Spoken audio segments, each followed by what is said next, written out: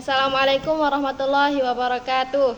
Perkenalkan, nama saya Eva Yulianti dengan NIM 2021 A1C075 dari Program Studi Pendidikan Pancasila dan Kewarganegaraan Universitas Muhammadiyah Mataram. Pada kesempatan kali ini saya akan menjelaskan tentang penetapan pajak di Indonesia. Untuk memenuhi tugas ujian tengah semester mata kuliah hukum pajak. Tapi sebelum saya lanjut menjelaskan mengenai penetapan pajak di Indonesia, perlu sekali kita ketahui apa pengertian atau maksud dari pajak itu sendiri. Karena sering sekali kita mendengar kata pajak, akan tetapi kita belum paham atau mengerti maksud dari pajak itu sendiri.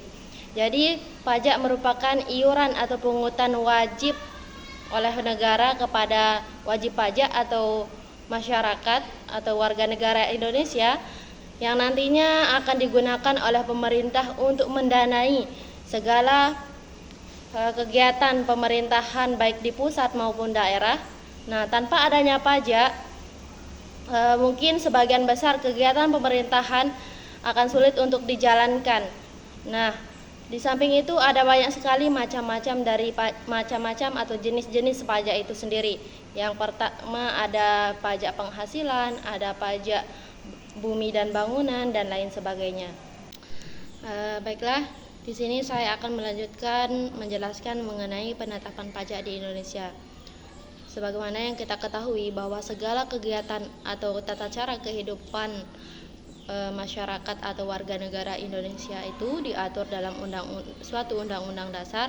Nah, dalam hal perpajakan, pajak diatur dalam Undang-Undang Pajak Nomor 28 Tahun 2007 tentang ketentuan umum dan tata cara dalam perpajakan, yang dimana surat ketetapan pajak hanya dikeluarkan oleh Direktorat Pajak kepada wajib pajak karena kesalahan dalam mengisi SPT atau surat pemberitahuan, atau ada data-data yang belum diisi oleh wajib pajak.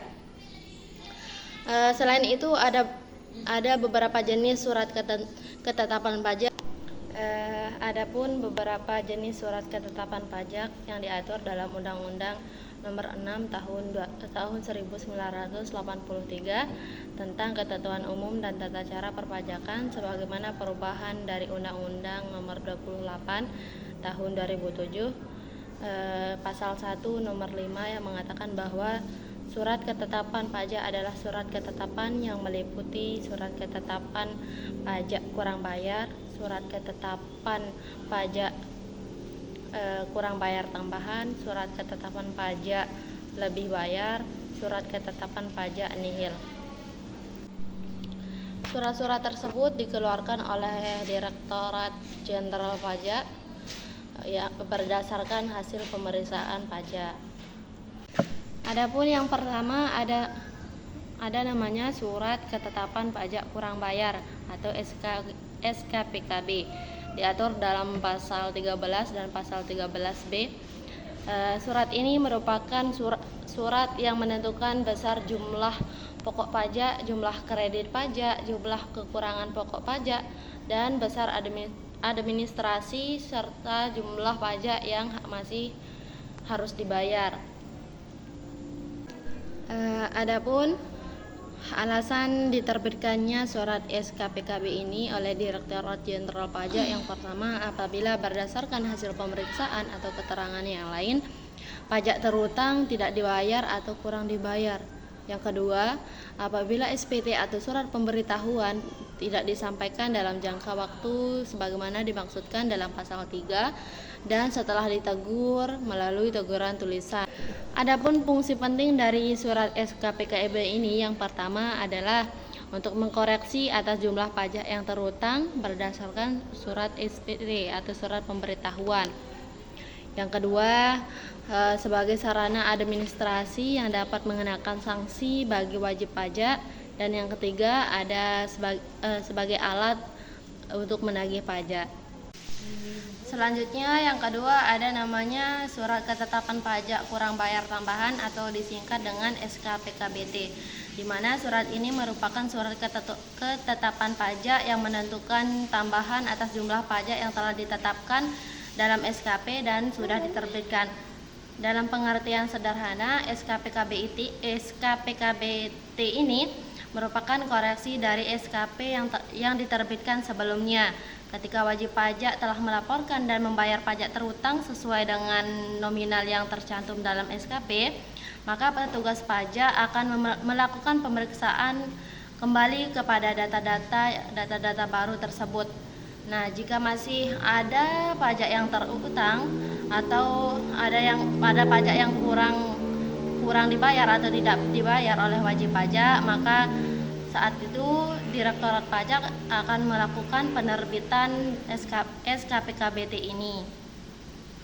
Dan yang ketiga ada namanya Surat Ketetapan Pajak Lebih Bayar atau yang disingkat dengan SKPKBL, di mana surat ini merupakan surat ketetapan pajak yang menentukan jumlah kelebihan pembayaran pajak karena jumlah kredit pajak lebih besar daripada pajak yang terutang dan tidak seharusnya terutang.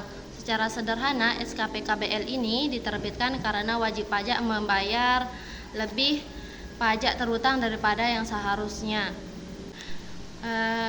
Penerbitan surat SKPKBL ini dilakukan setelah dilakukannya pemeriksaan atau permohonan oleh wajib pajak paling lambat selama 12 bulan terhitung sejak surat permohonan diterima atau sesuai dengan keputusan Direktorat Pajak. Jika terlambat diterbitkan, maka wajib pajak berhak menerima kembali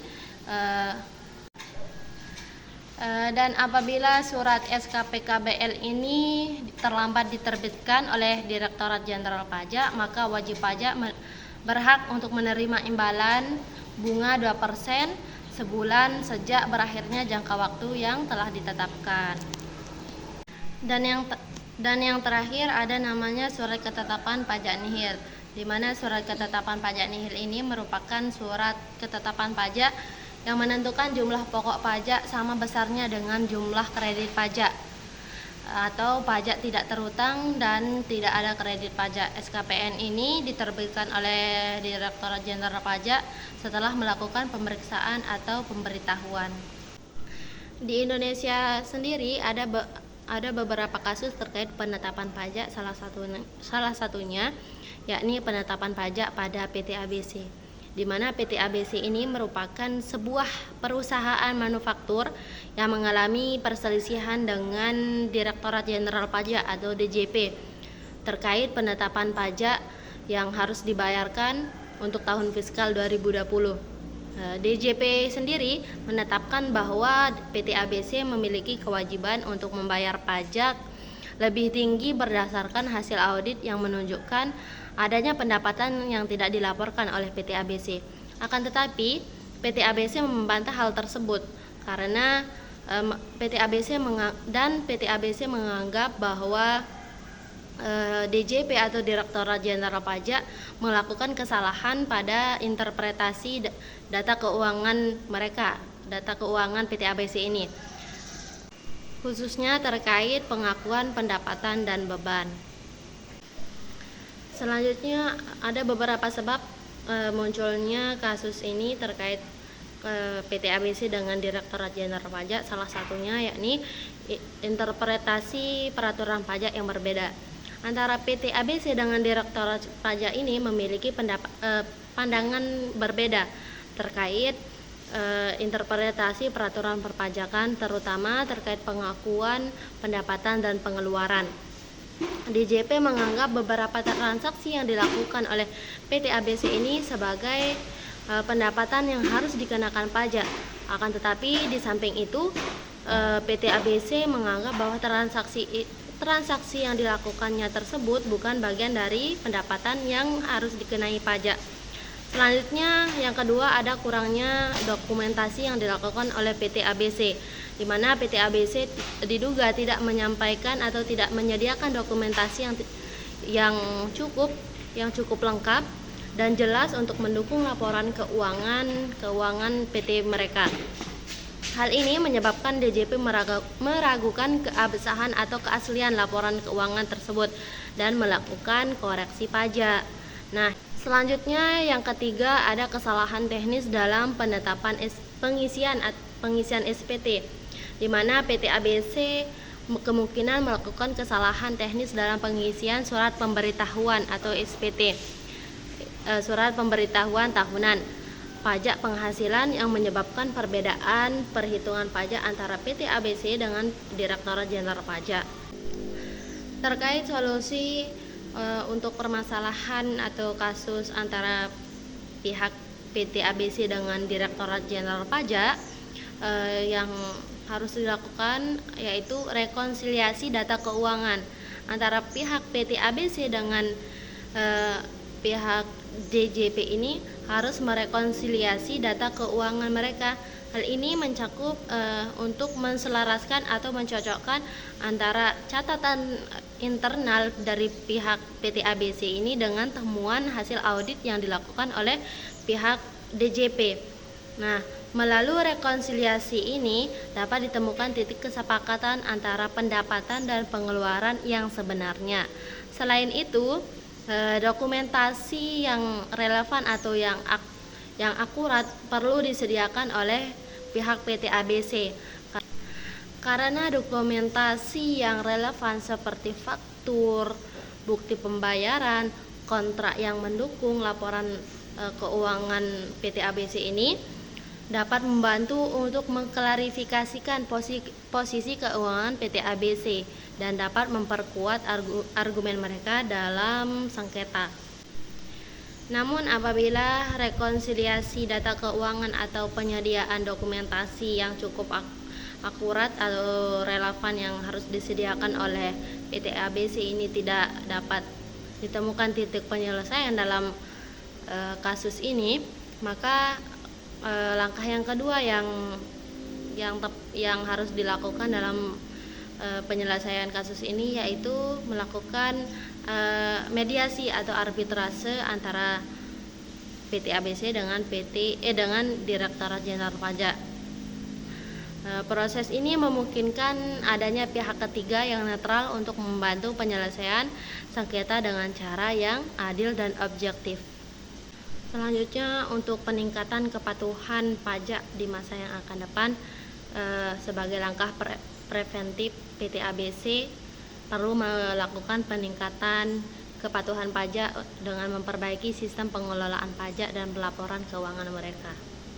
Ini mencakup pelatihan bagi staf keuangan mengenai peraturan pajak yang berlaku dan penggunaan perangkat lunak akuntansi yang lebih canggih untuk mengurangi resiko kesalahan. Sehingga dapat disimpulkan bahwa permasalahan atau kasus antara PT ABC dengan DJP, Direktorat Jenderal Pajak, itu muncul karena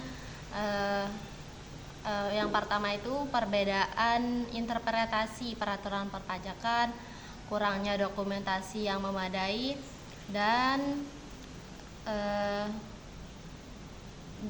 kemungkinan terjadinya kesalahan yang dilakukan oleh PT ABC ini dalam melakukan SPT atau surat pemberitahuan.